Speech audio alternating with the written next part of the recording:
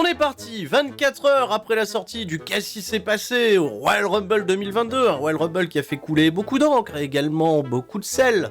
Un immense merci à vous pour votre soutien et vos retours sur cette vidéo qui en effet m'a demandé pas mal de travail et surtout qui décale tout mon planning puisque oui, on est vendredi en soirée, peut-être assez tard dans la soirée pour la sortie de ce Raw Recap qui concerne l'épisode qui s'est tenu dans la nuit du lundi 31 janvier au mardi 1er février 2022 et dans ce format un peu spécial, on va aussi parler d'actualité et l'actualité qui préoccupe beaucoup le monde du catch cette semaine, c'est la mise à la porte, de manière assez discrète, selon les médias, de Shane McMahon, le fils du patron, à l'issue du booking et de la production du Royal Rumble masculin. Il s'est passé beaucoup de choses, il y a eu beaucoup de témoignages faits dans les coulisses, j'ai essayé de recueillir pas mal de choses et on va essayer d'apporter un petit peu de clarté sur le pourquoi du comment et ce qui a conduit Shane McMahon à être mis de côté, totalement, hein, c'est pas banal. On va revenir là-dessus en fin d'épisode, mais je vous apporte aussi quelques brèves. WWE réalise son meilleur bilan économique en 2021, c'est incroyable, meilleur bilan économique avec plus d'1 milliard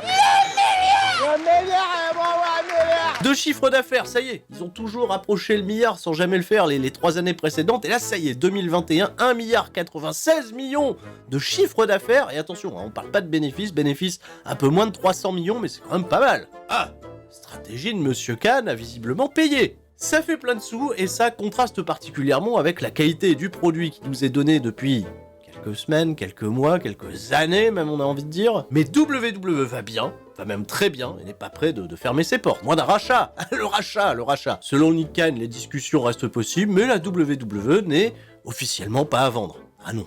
Et j'ai une seconde information capitale en vue de l'Arabie Saoudite qui arrive, je le rappelle, le samedi 19 février, Elimination Chamber à Jeddah. Mais mince, pas moyen de m'en souvenir, qu'est-ce qui se passe? Qui revient là? J'entends une musique. Vous l'entendez vous aussi? Non, c'est pas vrai. Mais ne me dites pas qu'ils vont le faire, Spirou 2! Vous pensiez peut-être qu'on allait se priver de moi, pas du tout! Je suis de retour! Et Roman Reigns, ton championnat universel, je le veux! Pas besoin de m'étaler plus, on gardera de l'énergie pour les semaines de weekly à venir, mais visiblement, selon Fightful, Bill Goldberg serait potentiellement de retour! Dans la course, ce titre pour le championnat universel, et il catchera vraisemblablement contre Roman Reigns, Spear contre Spear, à Elimination Chamber en Arabie Saoudite, la nouvelle maison de Bill Goldberg, parce que bon, il catch plus que là-bas en réalité. Et visiblement, dans le contrat de Bill Goldberg, c'est le dernier combat qui le lierait à la compagnie. Ce qui ne spoil pas du tout le résultat potentiel du match quand on voit à quel point l'affiche Roman Reigns contre Brock Lesnar est protégée désormais. Mais étant donné que l'accord entre WWE et l'Arabie Saoudite va s'étendre jusque 2027 et peut-être même plus en cette période de pandémie pendant laquelle on n'a pas pu faire tous les shows qu'on voulait, il faut s'attendre à ce que Goldberg peut-être re-signe. Voilà, il y a peut-être moyen de sortir un chèque et une Spear ou deux supplémentaires. À vous de voir.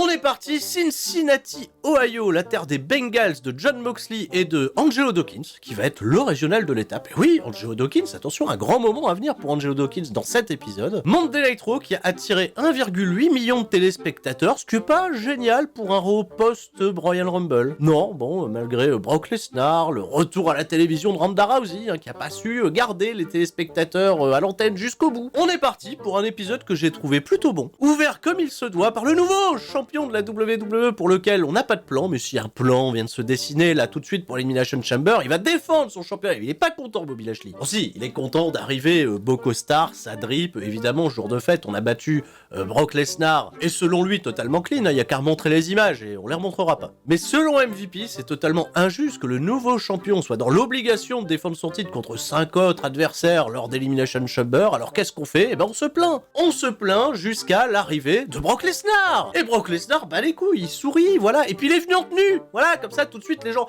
qu'est-ce qui se passe, Brock Lesnar, il va catcher, et on oublie, déjà, le salle de Royal Rumble, évidemment, Brock Lesnar accueilli sous une ovation, parce qu'à Cincinnati, on voit Lesnar en short, on se dit, qu'est-ce qu'il fait, il vient catcher à Raw, Lesnar, vraiment? Et Lesnar, sourire très communicatif, va continuer de se foutre de la gueule de Bobby Lashley, en lui disant qu'il est un champion de pacotille, parce que on sait très bien, comment il a gagné son match, mais cela dit, Brock Lesnar, vainqueur du Royal Rumble, a désormais le choix d'affronter Bobby Lashley pour le titre ou Roman Reigns à WrestleMania, Et il va rassurer tout de suite Bobby Lashley, son choix a déjà été fait. Hein. Il va pas affronter Bobby Lashley. Hein. Lui, celui qui veut, c'est Roman Reigns. Et Paul Heyman, hein, qui l'a trahi, évidemment. Mais le mec se vient de se faire trahir, mais ça va, gros sourire, parce que en plus de ça, il va révéler à Bobby Lashley qu'il veut un rematch. Là, tout de suite, là maintenant. C'est pour ça qu'il est venu en short, donc les gens, ils sont fous. Bobby Lashley veut pas du match tout de suite, et Adam Pearce va prendre peut-être la meilleure décision, ou peut-être pas, ou peut-être j'en sais rien, parce qu'il y a des matchs qualificatifs qui sont prévus visiblement pour l'Elimination Chamber, mais pas pour Lesnar. Lui, il sera dans le combat Elimination Chamber, et en effet, il y a des chances que Lesnar la joue titre contre Roman Reigns à WrestleMania. S'il bat Bobby Lashley, pour lequel, je le rappelle, WWE a pas véritablement de plan. On nous remontre un long résumé de la storyline entre Nikki Ash et Rhea Ripley. Bonne nouvelle, ça y est, le match est maintenant. On va pas attendre un pay-per-view, on va rien attendre du tout, c'est parti, à Raw. 8 minutes de combat où Nikki Ash s'est montrée dangereuse et particulièrement intéressante dans son catch, et une Rhea Ripley qui assure un bon match de catch malgré le peu d'engouement autour de la storyline. On est resté efficace, victoire de Rhea Ripley clean qui va reconstruire, on l'espère, son momentum pour la route de WrestleMania pour finalement peut-être avoir pas grand chose puisque apparemment les routes sont bouchées là. Oula, division féminine, Bison Futé, Ronda Rousey est de retour, donc pour Rhea Ripley, ça sera, on attend. Un programme d'attente, je pense, pour toute la division féminine désormais. On nous remontre également les meilleurs moments de ce qui s'est passé la semaine dernière entre l'Alpha Academy et Arkebro dans l'incroyable premier round, le concours d'orthographe. Cette semaine, la nouvelle épreuve, c'est course en trottinette, et Randy Orton, il veut pas faire de la trottinette. Voilà. Non, ça l'intéressait pas, visiblement. Kevin Patrick, le seul et l'unique. Maintenant, ça y est, j'arrive à les différencier parce qu'ils se sont rencontrés. C'est peut-être la fin d'une ère, fini la pantoiserie,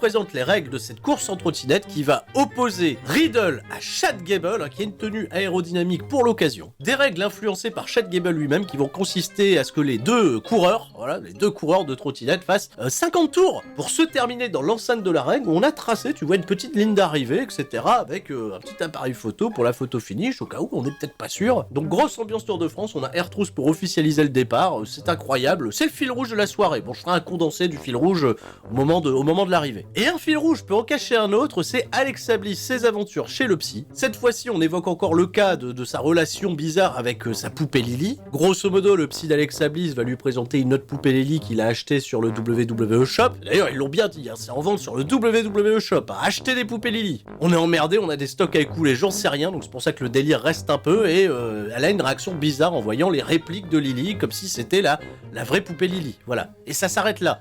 Et ça laisse bien entendu la table des commentateurs particulièrement pantoise. Oui, c'est plus Kevin Patrick, il y a un peu de pantoiserie ailleurs. Et dans le ring, on va retrouver The Miz. The Miz, il a perdu au Royal Rumble, mais ça y est, maintenant il revient régulier en weekly, il va battre Dominic Mysterio en 2 minutes. Quelques interactions avec Papa Mysterio qu'on retrouvera plus tard dans un match de qualification contre Edge et Styles, et notamment il va feinter le fait de se casser la gueule à cause de Rey Mysterio. L'arbitre va tomber dans le panneau, va renvoyer Rey Mysterio au vestiaire, ce qui va conduire à une controverse pour donner la victoire au Miz, et Dominic n'est pas immunisé contre le finish, le Skull Crushing Finale. Non. Merde, c'est peut-être le seul qui perd encore sur ce finish là. Dans le ring, on retrouve Kevin Owens pour le Kevin Owens Show, et figurez-vous qu'Owens a un combat de qualification contre Austin Theory pour l'Elimination Chamber, et comme on sait que Kevin Owens va pas en Arabie Saoudite, mais bon, il dit je vais quand même battre Austin Theory, ça va être une formalité. D'ailleurs, mon invité ce soir, c'est Seth Rollins. Et tout le monde est ravi de voir Seth Rollins à 48 heures, tu vois, de la débâcle. La débâcle du Royal Rumble, où il a été sauvagement attaqué par Roman Reigns après le match. Cela dit, une performance qui est félicitée déjà par le public parce que bel accueil, et par Kevin Owens lui-même qui lui dit que l'attitude de Roman Reigns était dégoûtante, mais que pour autant,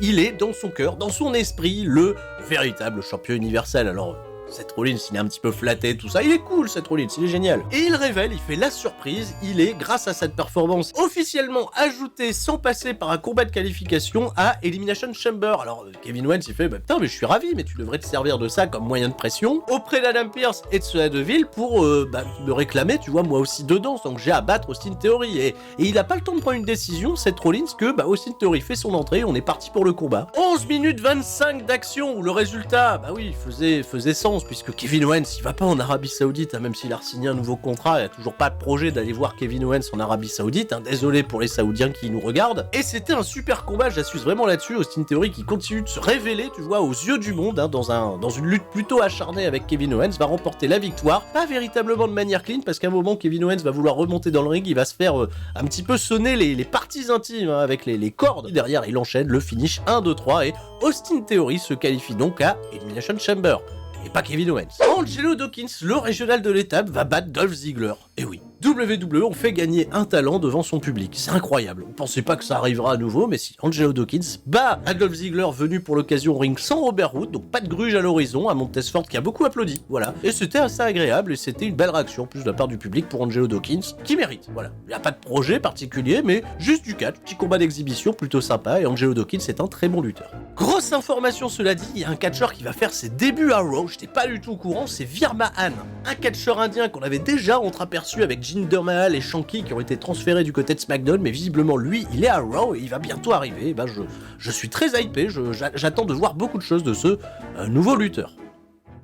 Fin du fil rouge, la course-poursuite en trottinette, Chad Gable contre Riddle, Jean-Paul Olivier pour le commentaire. Merci Stury, c'est dans une lutte au coude à coude que Chad Gable et Riddle nous ont livré une bataille féroce dans cette course de trottinette. Première organisation ici même à la WWE, un parcours rempli d'embûches et au 18e tour, Riddle vire en tête après avoir esquivé l'attaque de Tamina sur Dana Brooke pour le championnat 24/7. Il cédera cependant son avance au 25e tour suite à une rencontre inopinée avec Omos. Controverse au dernier point ravitaillement, 39e tour, les Street Profits refusent d'alimenter Chad Gable alors qu'ils ont alimenté juste avant Riddle qui avait repris la tête. Otis, cela dit, va sacrifier son goûter pour son leader. On rappelle que l'usage de produits dopants dans le trottinettisme est totalement exclu. Mais visiblement personne ne pissera dans une bouteille parce que oui, retour au direct, 49e tour, Riddle et Chad Gable font leur entrée dans l'arène. Ils sont toujours au coude à coude et attention, oh là là, chute terrible, chute à l'arrière du peloton. Gable qui s'effondre dans l'avant-dernier virage. Riddle a désormais le champ libre pour remporter la victoire et là, oh là là, je vois un troupeau d'animaux sauvages là qui vient de tomber sur Riddle. Ah non, c'est Otis. Bah qu'est-ce qu'il fait là? Ah bah c'est pas normal, ça c'est pas le sport. Et Chad Gable revient dans la course, Chad Gable qui revient et finalement c'est Chad Gable qui s'impose en tant que vainqueur dans cette course de trottinette. C'était Jean-Paul Olivier, merci de m'avoir écouté, à vous c'est le catch. Merci Jean-Paul pour cette retranscription honnête d'une course particulièrement mouvementée. Bon de ce fait, y a rien qui va évidemment, Riddle il est pas content parce que Otis il a grugé alors il va provoquer Chad Gable à l'affronter dans le ring en 1 contre 1 et finalement bah non c'est pas Chad Gable, c'est Otis qui va pas rester dans sa combinaison, je suis un petit peu déçu, qui va affronter Riddle dans un instant et Adam Pearce vient nous révéler comme ça au plus grand des calmes que ce match va compter pour un combat de qualification pour Elimination Chamber.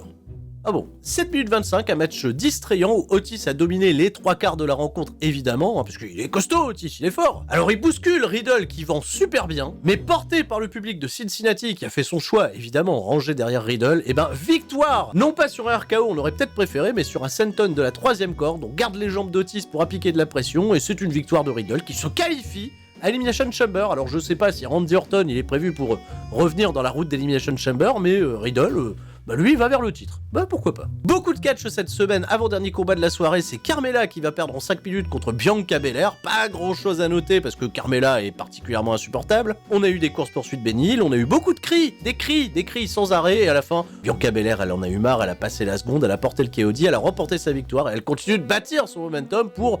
On lui souhaite en tout cas une route vers WrestleMania. Otis et Chad Gable au micro de Patrick, ouais, non, j'arrive à le dire, c'est incroyable, Kevin Patrick nous révèle que la dernière épreuve qui opposera l'Alpha Academy à Randy Orton et Riddle, si Randy Orton y revient, sera un Quiz Bowl. Et je sais pas c'est quoi, mais ça sera la semaine prochaine. Une annonce qui laisse bien évidemment Kevin Patrick totalement surpris. Merde. Truc est parti.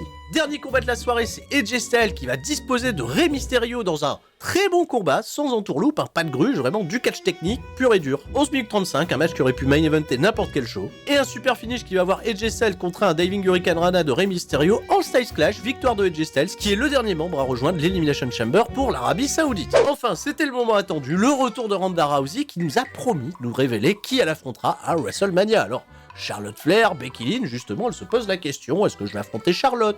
Est-ce que je vais aller affronter Rebecca ? Oui, parce qu'elle appelle Becky Lynch Rebecca. Elle a des histoires inachevées avec les deux et dans une promo assez peu convaincante. Ah ouais, non. Avec un Kevin Dunn dans le camion de production qui a eu la malourde sur les applaudissements à des moments pas du tout adéquats. The biggest fight for any woman at any time is always with me. and Rebecca's stagnating title reign. Ronda Rousey s'interroge, mais on est censé avoir une réponse. On est resté jusqu'à la fin de cet épisode de Raw pour avoir une réponse. Tout le monde veut Ronda Rousey contre Becky Lynch, hein, mais visiblement c'est le plan pour le WrestleMania de 2023. Comment on peut ne pas nous donner envie de voir Ronda Rousey contre Becky Lynch maintenant ? Eh ben on fait intervenir Becky Lynch, habillée n'importe comment. Ah mais là, la Becky Lynch habillée comme Dunk, là, qui vient au ring et qui fait « Oh, j'ai pas le temps, dis-moi ce qui se passe, etc. » Tout ça, bon, on aurait espéré des retrouvailles un petit peu plus épiques. Et finalement, non, on a eu le droit à beaucoup de suffisance dans la manière dont Becky Lynch a interprété cette intervention, et Ronda Rousey lui a tout simplement tordu le bras et lui a dit « Bah, je te répondrai vendredi. » Ah voilà, parce qu'elle ira à SmackDown, hein, parce qu'elle est un peu plus attendue sur la Fox, à Ronda Rousey, que sur SN Network. Il y a eu un chouette travail en amont, ceci dit, de Becky Lynch, qui a incité Ronda Rousey à choisir plutôt Charlotte Flair, tu vois, pour se préparer, parce que, évidemment, hein, venir affronter après Becky Lynch, c'est big deal. Ronda est partie, et là, qu'est-ce qui se passe ? Musique de Lita. On l'attendait pas, et de ce fait, le public a une meilleure réaction, j'ai eu l'impression, pour Lita que pour Ronda Rousey. Et Lita, qui, au passage, arbore un t-shirt Becky Lynch, dit « Bah c'est pas des manières, Ronda Rousey, là, qui vient et qui te manque de respect. » Bah oui, manquer de respect à une légende, moi je suis une légende, bon toi t'es une légende aussi. Et ça se complimente un peu, et Lita, elle dit « Bah je suis de passage, vu que t'es une fighting champion, vu que tu recules face à aucun défi, je me demandais si toi et moi... on pouvait s'affronter en Arabie Saoudite. » Et Becky Lynch, elle est surprise, hein, comme nous tous, parce que Lita est venue dans le Rumble raconter une histoire, c'était très bien, mais visiblement il y avait un chèque un peu plus gros à aller chercher. Donc un peu provoquée, Becky Lynch, elle finit par accepter, et on aura bien, en Arabie Saoudite, Lita contre Becky Lynch pour le championnat. Voilà, hein, la nostalgie, tout ça, l'éthique un peu moins, mais la nostalgie. Ah bah Lita elle va catcher contre Becky Lynch, et bien entendu, il n'y a pas de suspense, il n'y a pas trop de secret quant à la victoire potentielle de Becky Lynch, même pas potentielle, c'est même sûr. Ainsi s'achève cet épisode de Raw. J'ai trouvé quand même assez bon globalement, parce que pas mal de catch, et du bon catch. Mais si vous êtes resté aussi, c'est pour qu'on parle tout de suite de Shane McMahon, qu'est-ce qui s'est passé dans les vestiaires, et ben retranscription, petit condensé de tout ce qui est ressorti sur les médias catchesques. Retour sur la situation assez complexe de Shane McMahon et de son implication au Royal Rumble, qui aurait, selon plusieurs médias, conduit à son renvoi. Un renvoi à la maison, pas définitif, par Vince McMahon lui-même. Alors c'est pour ça, j'insiste, on ne parle pas d'un licenciement, mais juste d'une mise à l'écart, alors que le retour de Shane McMahon pressentait une implication en Arabie Saoudite, suivi d'un potentiel combat à WrestleMania contre Austin Theory selon certains, mais surtout contre Seth Rollins. Et d'ailleurs, gardez l'idée que c'est Rollins parce que c'est lui qui sera en quelque sorte la clé de l'embrouille, sans être impliqué. En réalité, rapporté dans le newsletter du Wrestling Observer, Shane McMahon, depuis son retour à l'écran il y a quelques années déjà, n'a jamais occupé dans la compagnie un autre statut contractuel que talent, et jamais comme producteur, agent ou scénariste. Mais Shane McMahon, portant le nom de McMahon, a beaucoup d'influence en coulisses, et son influence sur le booking n'est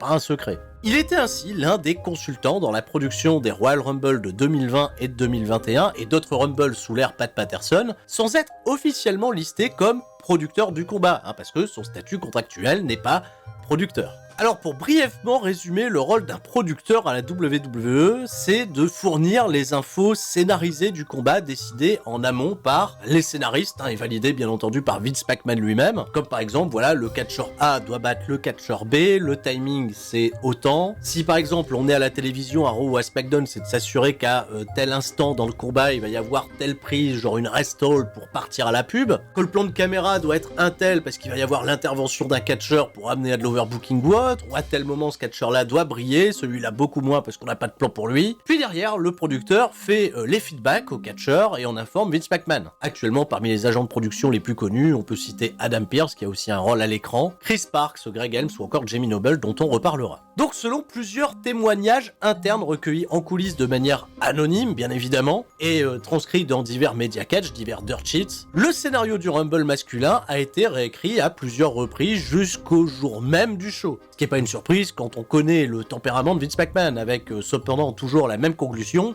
c'est Brock Lesnar qui doit gagner. Il y a eu des rumeurs comme quoi Riddle, mais non, Brock Lesnar, ça a toujours été le plan. Brock Lesnar d'ailleurs, et c'est pas une surprise, il fait un peu ce qu'il veut à la WWE. Il a une grosse influence, pas seulement sur la production, mais sur Vince McMahon lui-même. Et visiblement, le plan de Brock Lesnar était similaire à l'idée initiale de Vince McMahon. J'arrive en 30, j'exécute tout le monde et pas de prisonnier. Shane McMahon de son côté, lui avait prévu de s'auto-booker pour éliminer Seth Rollins, voilà, pour s'attirer un maximum de hits. Oui, Seth Rollins, parce que visiblement, si Rollins a gagné par disqualification son combat contre Roman Reigns, c'était sous l'influence de Shane McMahon pour ne pas le décrédibiliser avant de feuder avec lui pour WrestleMania. Sauf que Vince, il a dit, si le finish il est bullshit derrière, il faut transposer la hit de ce finish sur Roman Reigns. Alors c'est pour ça que Roman Reigns, il a massacré Seth Rollins après le match. Et c'est là que ça merde, parce que Rollins, s'il était revenu dans le Rumble pour feuder avec Shane, son retour, il aurait décrédibilisé l'attaque de Reigns. Et pire encore, ça aurait diminué l'impact de Brock Lesnar en entrant numéro 30. Alors Vince, il a tranché. Il a dit bah non, pas de Rollins dans le Rumble. Et visiblement, c'est une décision qui a été prise